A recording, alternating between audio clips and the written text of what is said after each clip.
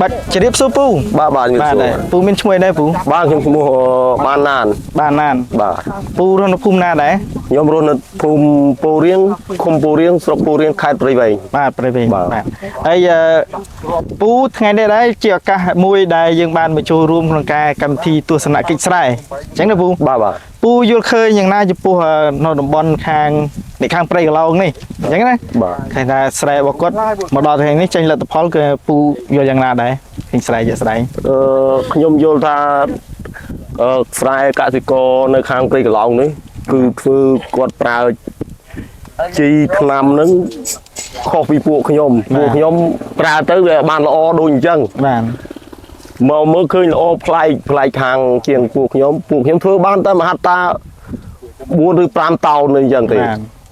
ដល់មកនេះបើនិយាយចូល10តោនដូចលោកគ្រូថាបាទអញ្ចឹង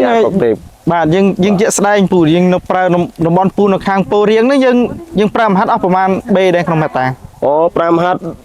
ខាងខ្ញុំជីខ្លះទៅដាក់ដល់7 B 6 B 8 B ទៅដែរប៉ុន្តែលទ្ធផលទិន្នផលអត់បានបាន6តោននឹងខ្លាំងបាទហើយឆ្នាំពុលមិនដងឆ្នាំពុលបាញ់មួយអាទិត្យម្ដងអញ្ចឹងមិនអញ្ចឹងតែមកត្រឹមមកចប់វាច្រូតដល់ច្រូត8 9 ដងថាបាញ់តែ3ខែហ្នឹងគឺស្រូវទៅតែទុំហ្នឹងគឺបាញ់មួយអាទិត្យម្ដងរាប់មួយអាទិត្យម្ដងបាទអញ្ចឹងបើសិនតែយើងគិតថាវិការពូក្នុងមហត្តាយើងម្ដងយើងចំណាយអស់ប្រាក់ផែនប៉ុណ្ណាមហត្តាពេលស្រូវនៅក្មេងយើងអាចបាញ់អស់ត្រឹម80000បាទឬក៏120,000បាទចុះបើស្រូវចាស់ហើយស្រូវចាស់ល្បាក់ប្រហែលជា8 90000ដូចតែគ្នាណាបាទចឹងសរុប8 9ដងនោះក្រាក់ថ្នាំអស់80,000ជាងមាន80,000ទៅ1លានមកឈុតថ្នាំនោះមកហាត់នោះបាទអញ្ចឹងមានន័យថាថ្នាំគឺខ្លាំងឯងចុះមនុស្សខ្លាំងដូចថ្នាំអត់អូមនុស្សអត់ខ្លាំងឯងខ្ញុំធ្វើយូរខ្សោយទៅឡើងនេះអស់ហើយហ្នឹងបាទអញ្ចឹងយើងមកដល់ទឹកដីនៃខាងព្រៃកឡោងយើងឃើញស្រូវគេបែបនេះចង់ទៅវិញចង់ឃើញធ្វើដូចគេចង់ឡើងគ្រូមកនឹងឃើញចង់ឲ្យបានមិនថាត្រឹងបានហ្នឹងឲ្យបានលឹះហ្នឹងក៏បានដែរឲ្យមានគ្រូម្ដាផលិតផលជីល្អហើយឃើញការប្រើប្រាស់អ្នកខាងព្រៃកឡោងដែលគិតរៀបរាប់នឹងយើងធ្វើខ្លួនឯងបាទ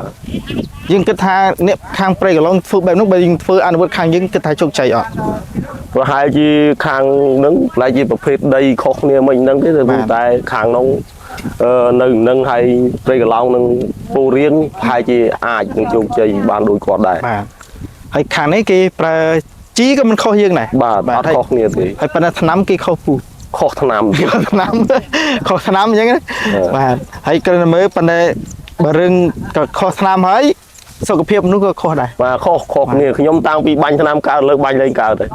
បាញ់រាល់ថ្ងៃបាទយូរខ្សោយអញ្ចឹង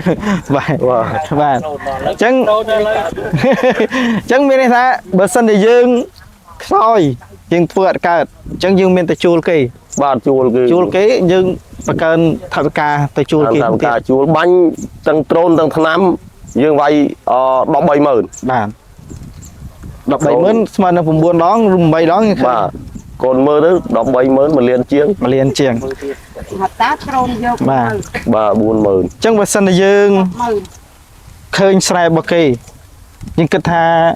មានអ្វីជាការផ្ដាំផ្ញើជាចំណាប់អារម្មណ៍ក្នុងការប្រើប្រាស់គឺយ៉ាងម៉េចដែរ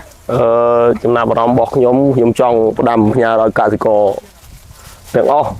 ឲ្យបានធ្វើស្រូវហ្នឹងមើលជ្រើសរើសផលិតផលជីថ្នាំហ្នឹងឲ្យបានល្អដូចគាត់អញ្ចឹងបាទខ្ញុំចង់បានបាទឲ្យក្រុមហ៊ុនហ្នឹងអាចដាក់ឲ្យបានមានប្រភេទជីឬថ្នាំអីមកដាក់ឲ្យបានមហត្តាក្រោមត្រឹម50,000មហត្តាហ្នឹងអាចបាញ់បានបាទហើយដល់ជាកសិករបាទនោះយើងថាថ្នាំភ័យក្រម50,000បាទតែជីយើងមិនអាចបន្ថយបានទេជីច្រើនទេបាទប៉ុន្តែមួយទៀតពូបើសិនតែយើងគិតថាមកដល់ទីនេះហើយយើងគិតថាចង់ធ្វើល្អហើយតែទិន្នផលយើងគិតថា ប៉ុណ្ណាយើងអាចទៅរួចនៅតំបន់ខាងពូយើងគិតជាស្ដី តំបន់ពូរៀងខ្លះទៅគេធ្វើអាចដល់8តោនអីដែរ ប៉ុន្តែយើង សប្តាហ៍ហ្នឹងខ្ញុំប៉ុន្តែខាងខ្ញុំនេះខ្ញុំពួកខ្ញុំធ្វើអត់ទាន់បានអញ្ចឹងបានខ្ញុំជាដើរមកជួបលោកគ្រូនឹងចេះឲ្យមានកាប់មានបទពិសោធន៍ដល់បទពិសោធន៍ឲ្យខ្លះ បាទ ដើម្បីឲ្យបានដូចកសិករ